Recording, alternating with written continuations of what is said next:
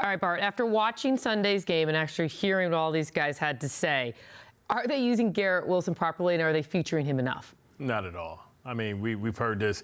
And listen, he has a good number two.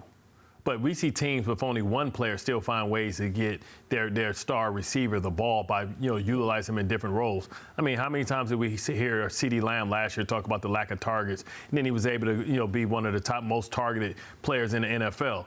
When you have a guy, of course they're going to try and take your best guy away, but you're trying to tell me that they're not trying to take Davante Adams away, especially when they know that that's the guy that you go to.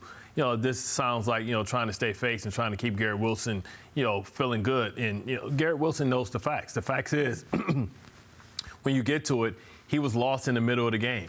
And, and the game was still winnable. And, there's opportunities to get him the ball. We watched Allen Lazard drop a bunch of footballs as well. Those are targets. Yeah, and those are targets that should go to him.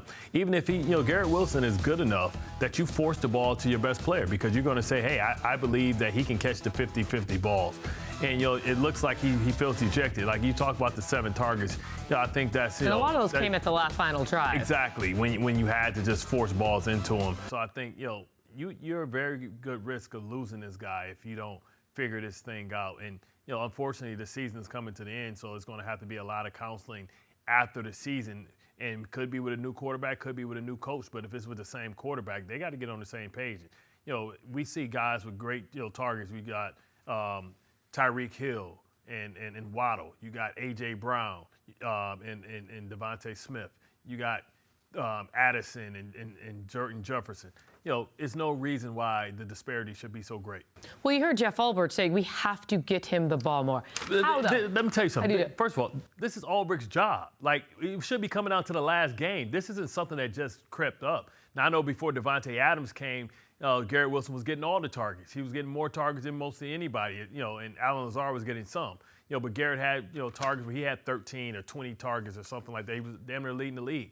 But what happened is they need to find that fine line in between, Davante Adams and Garrett Wilson. You can't tell me that it's just because the defense is deciding to ignore, the guy that you've thrown the ball to more than anybody, on the team since he arrived.